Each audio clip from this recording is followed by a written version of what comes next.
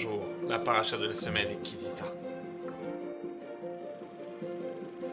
La paracha qui dit ça nous parle entre autres de Moshe Rabbeinu qui remonte sur le Har Sinaï après la faute du veau d'or. À cause de la faute du veau d'or, Moshe a brisé les Luchot Abrit, les tables de la loi. Il remonte ensuite sur le Har Sinaï pour demander pardon à Hachem pour le peuple. À ce moment, une question se pose.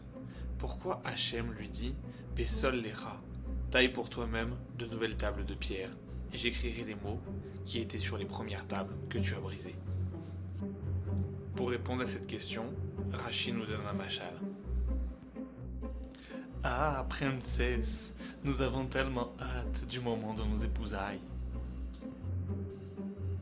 Tiens, mon fidèle ami, le contrat de fiançailles. Entre tes mains je le confie, et d'ici une année révolue, la princesse sera reine. Bien, sire, Sa Majesté peut compter sur moi. J'ai entendu dire que la future reine n'avait pas bonne réputation, malgré ses origines de bonne famille.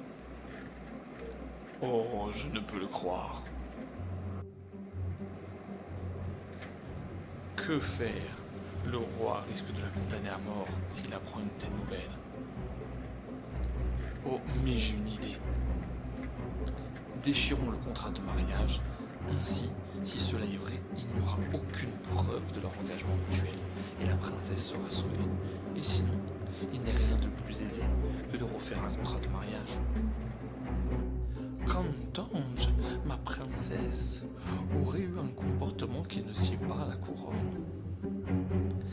Va donc enquêter de plus près, mon fidèle ami. Bien sûr.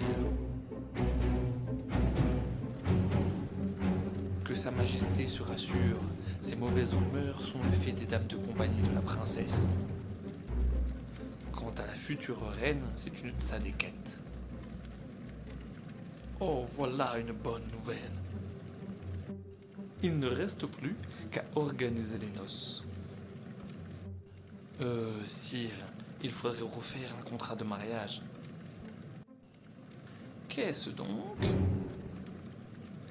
Tu as déchiré le contrat? Oui, sire. Alors, il ne reste plus qu'à t'acheter toi-même un autre papier et j'écrirai pour elle le nouveau contrat de ma propre main. Bien, votre majesté.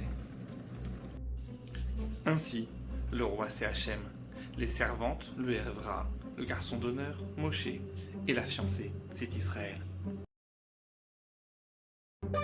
Boker Tov. Boker Tov. Dis-moi, c'est quoi que tu as sur la tête et sur ton bras? Ce sont les téphélines. Les quoi? Les téphélines, ce sont des boîtiers qui renferment des parchemins sacrés sur lesquels sont écrits des extraits du Sefer Torah. Intéressant, mais comment on fait pour faire rentrer un Sefer Torah dans un si petit boîtier? Mais non, ce n'est pas un Sefer Torah. Ce sont 4 parachutes écrites sur 4 parchemins pour la tête et tout sur un seul pour celui du bras. Mais pourquoi porter des parchemins sur soi? Tu aurais dû me demander qu'est-ce qu'il y a d'écrit alors sur ces parchemins et tu comprendras.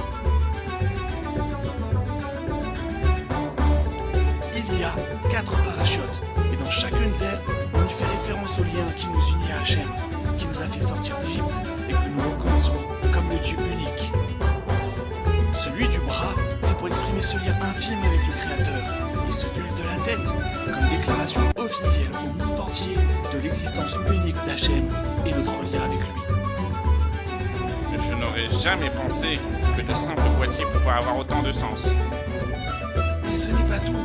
Celui qui porte les téphilines peut parler directement à Hachem. Quoi, comme le téléphone rouge? En quelque sorte, oui.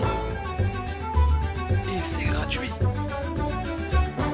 Et pour te dire toute la vérité, le sage nous enseigne que Hachem aussi porte des téphilines. Quoi?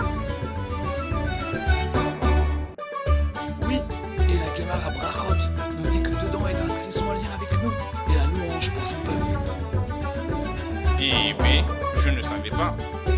Mais je ne les ai jamais portés et je ne saurais même pas comment faire. Mais il n'est jamais trop